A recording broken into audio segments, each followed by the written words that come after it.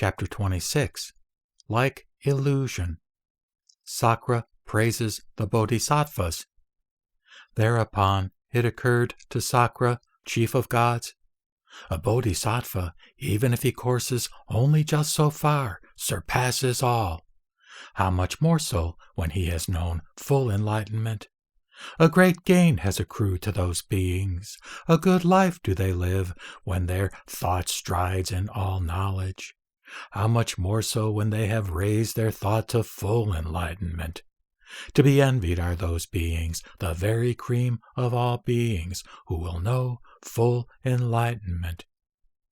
Thereupon Sakra, chief of gods, conjured up Mandarava flowers, saluted them reverently, scattered them over the Tathagata, and said, "May those persons who belong to the vehicle of the Bodhisattvas and who have raised their thoughts to full enlightenment succeed in their resolve to know full enlightenment, and after that to transfer all beings who are borne along by the great flood of birth and death to the smooth yonder shore. May that thought of enlightenment which they have wished for, thought over, and taken hold of, bring to fulfillment in them the dharmas of a Buddha, the dharmas associated with all knowledge, the dharmas of the self-existent, the insuperable dharmas. I have not even the slightest suspicion that those bodhisattvas who are endowed with the great compassion might turn away from full enlightenment, or that those persons who belong to the vehicle of the bodhisattvas and who have set out for full enlightenment might turn away from it. On the contrary, I am sure that this resolve to win full enlightenment will increase more and more in them, as they survey the ills which afflict beings on the plane of birth and death. For, through their great compassion, they desire the welfare of the world with its gods, men, and asuras, desire to benefit it, are full of pity for it.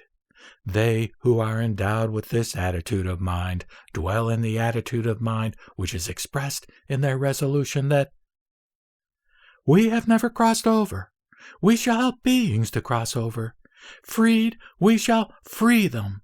Recovered, we shall help them to recover. Gone to nirvana, we shall lead them to nirvana. Jubilation, turning over, and merit. The son or daughter of a good family who rejoices in the productions of thought of those bodhisattvas who have just begun to set out in the vehicle, as well as the production of thought of those who progress on this course, as well as the irreversible nature of those who are irreversible, as well as the nature of those who are bound to one more birth only. To what extent is their merit a superior one?" The Lord said, "One might be able, Kausika, to grasp the measure of Sumeru, king of mountains, or of a world system, up to a great chiliocosm, with the help of a tip of a straw, but one could not possibly grasp the measure of the merit coming to that son or daughter of good family, or to a bodhisattva, from the production of a thought connected with that jubilation." Sakra said, "Beset by Mara are those beings who do not come to hear of the immeasurable merit of that jubilation over the career of bodhisattva, which begins with the first thought of enlightenment and which ends with full enlightenment, who do not know it, who do not see it, who do not bring that jubilation to mind. They are partisans of Mara, deceased in Mara's realms.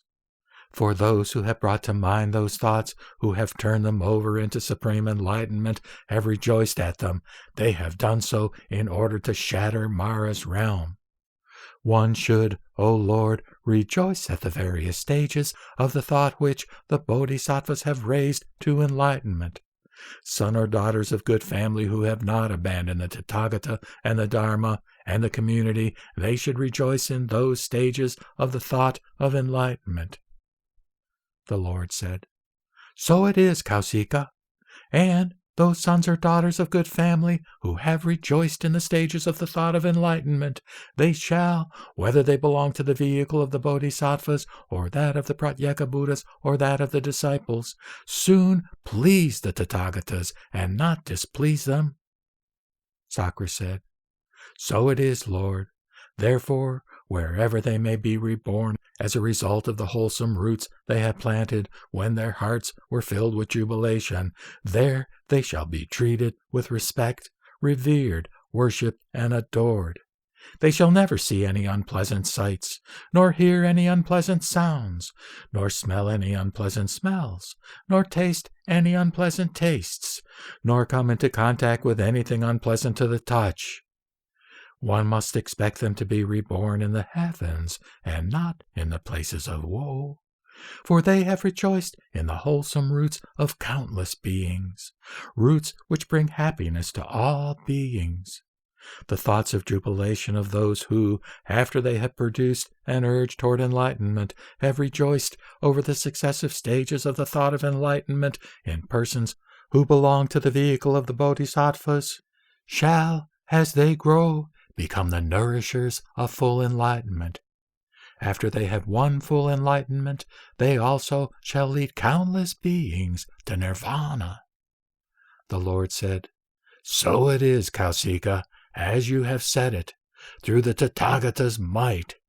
The wholesome roots of countless beings are rejoiced over, planted, and consummated as a consequence of the action of a son or daughter of good family who has rejoiced over the successive stages of the thought of enlightenment in those persons who belong to the vehicle of the bodhisattvas."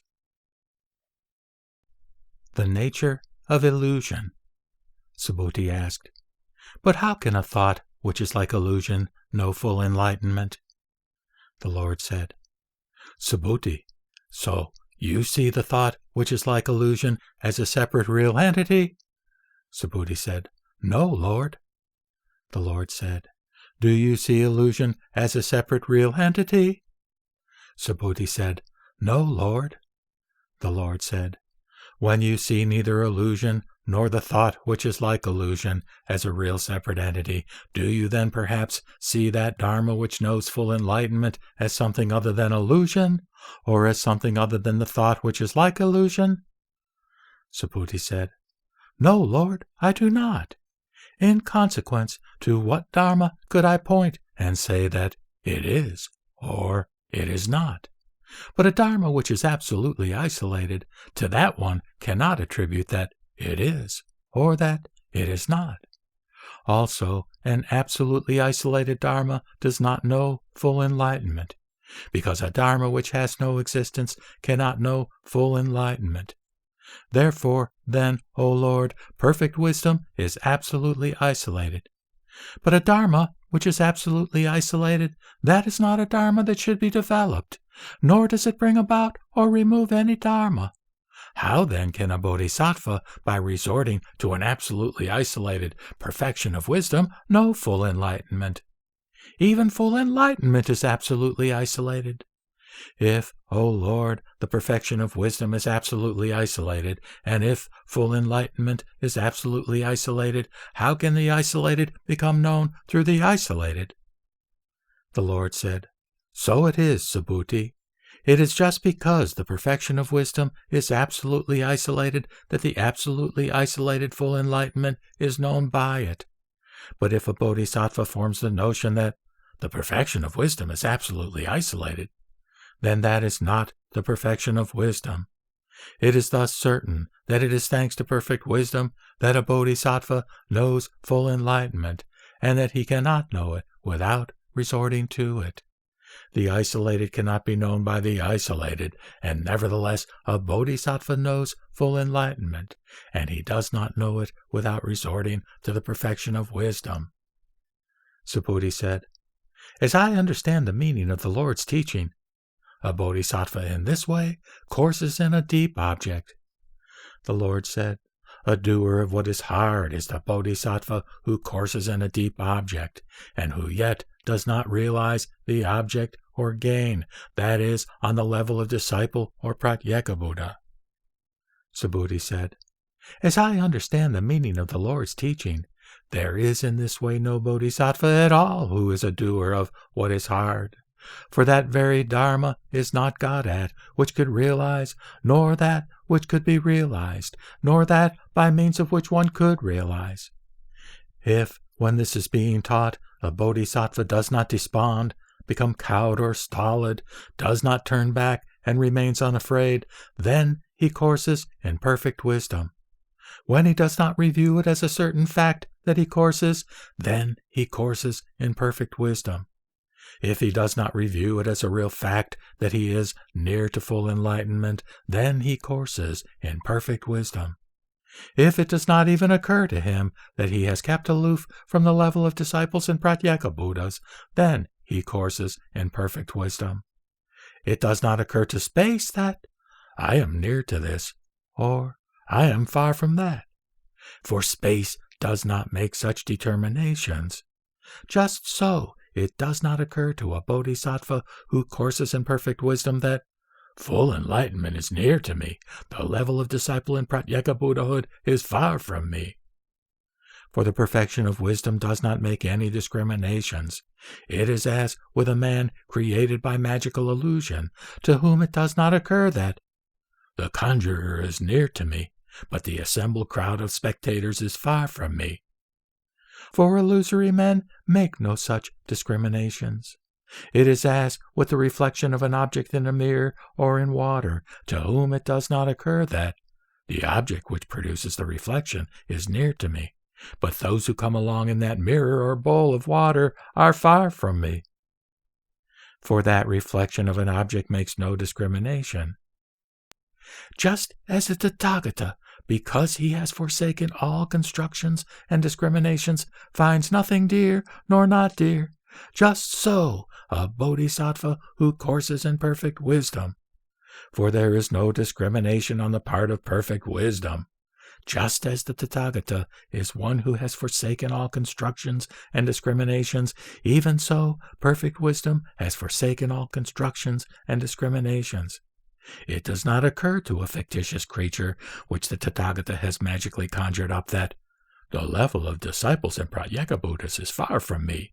Full enlightenment is near to me. For that fictitious creature does not make any discriminations. In the same way, a bodhisattva who courses in perfect wisdom does not think that the level of disciples and Pratyeka Buddhas is far from me. Full enlightenment is near to me. And that simply because of lack of all discrimination on the part of the perfection of wisdom. A fictitious creature who has been conjured up by the Tathagata to do a certain work in converting beings performs that work, but remains without discrimination. Just because it is so constituted that it lacks all discrimination.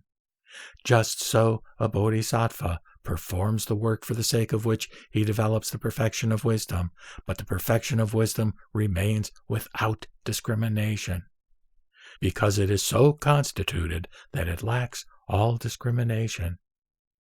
An expert mason or mason's apprentice might make of wood an automatic man or woman, a puppet which could be moved by pulling the strings. Whatever action it were made to perform, that action it would perform, and yet that wooden machine would have no discriminations, because it is so constituted that it lacks all discrimination. Just so a bodhisattva performs the work for the sake of which he develops the perfection of wisdom, but the perfection of wisdom remains without discrimination, because that perfection of wisdom is so constituted that it lacks all discrimination.